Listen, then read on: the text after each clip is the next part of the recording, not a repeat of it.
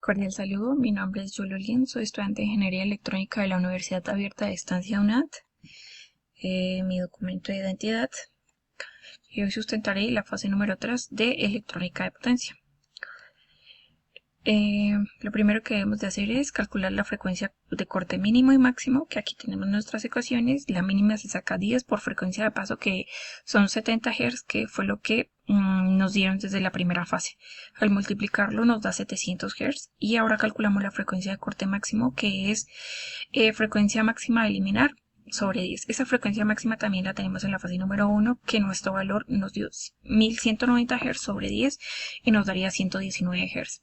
Ahora lo que debemos de hacer es sumar ambas frecuencias que nos dieron, dividirla por 2 y esto nos daría 409.5 Hz. Ahora, para calcular el capacitor o para calcular nuestro inductor, entonces vamos a escoger el capacitor, que como el tutor en las webconferencias nos indicó, pues es un poco más fácil de calcular.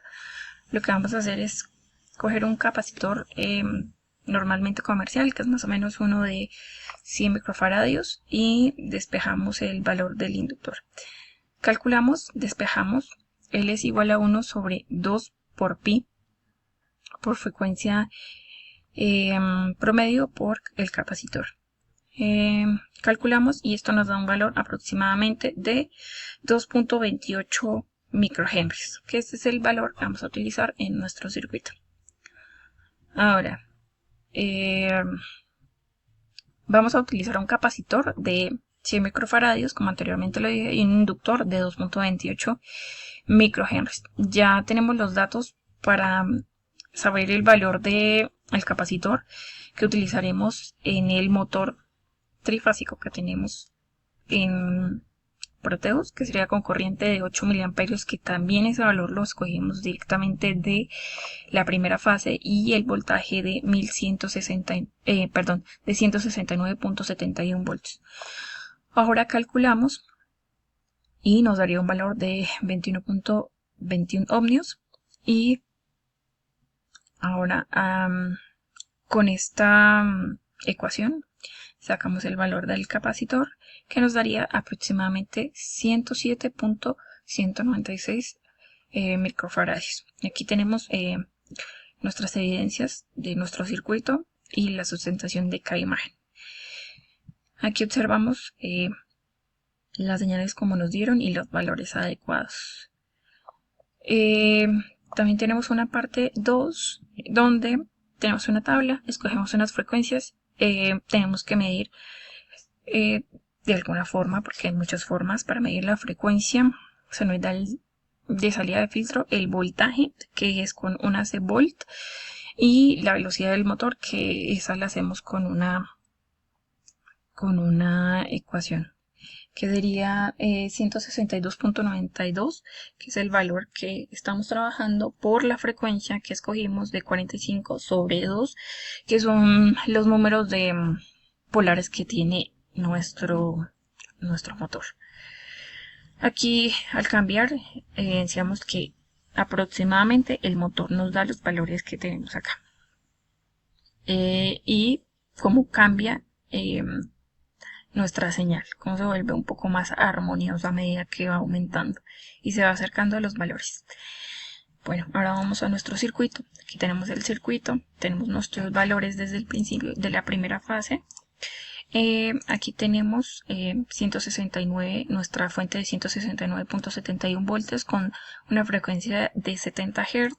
También tenemos nuestra señal triangular, que estos valores también ya lo tenemos, que es 119 con una amplitud de 80. Aquí tenemos nuestros drivers y nuestra salida de puente H y nuestra forma de cómo vamos a medir la frecuencia y el voltaje y nuestro motor. Entonces vamos a ver el funcionamiento. Vamos a mirar primero todos los osciloscopios. Debemos de ser un poquito más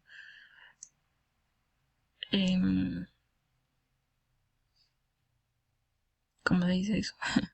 Tratar que el cursor sea lo más exacto posible. Es un poco difícil, pero tratar. Listo, aquí tenemos nuestra salida de ACDC en el osciloscopio. Para que nuevamente salgan los otros osciloscopios, le damos play. Y en debug vamos a mirar nuestros comparadores. Ahí están funcionando nuestros comparadores. Si miramos, se hace como una forma de una señal senoidal. Seguimos con nuestras entradas. Se observa que está nuestra entrada senoidal, nuestra entrada triangular, y vamos a mirar con el cursor los valores. Yo lo utilicé con 4 voltios, está correcto, 4 voltios, 4 voltios, exacto. Y pues se observa que está correctamente el funcionamiento. Ahora, los comparadores, las entradas, el puente H. Observamos el sistema de nuestro puente H. También nuestras salidas. Ahí está un poco lento. Se observa que todavía tenemos un poco de ruido, pero que a medida que aumentamos nuestra frecuencia puede mejorar. Al igual que cuando la disminuimos, pues el ruido aumenta, que ya lo vamos a mirar en el siguiente punto. Aquí está nuestra salida del SPWM en su correcto funcionamiento, con sus pulsos adecuados. Y ahora vamos a ponerle stop. Bueno, si se observaba había una frecuencia de 140 y los valores. Vamos a aumentar un poquito esto para ver mejor. Listo, entonces aquí tenemos nuestra amplitud y nuestra frecuencia base, ¿no? Dice que podemos trabajarla de 40 a 100. Yo lo trabajé. Yo lo trabajé 45, 60 y 70. Vamos a, para no hacer tan largo el video, 70, nuestro valor de 70. Se demora esta parte en dar nuestra frecuencia. Vamos a esperar. Los valores aproximados que deben de darnos es de una frecuencia de 140 Hz y una velocidad aproximadamente entre 92, 94 y un aproximado del motor de 5950 mpr. Entonces ahí vamos. Es un poquito demorado, por eso tenía andando el circuito. Ok, vamos.